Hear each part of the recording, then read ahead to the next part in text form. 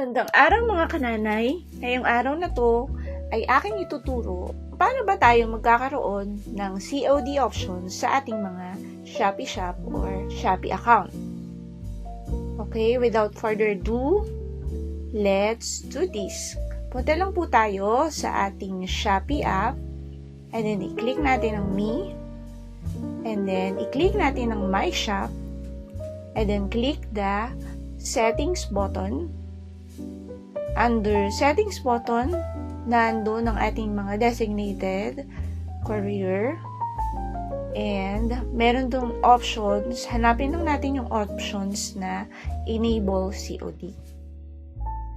And then, kapag na-click na natin yan at naging kulay green na siya, magiging available na po ang COD sa ating mga shop.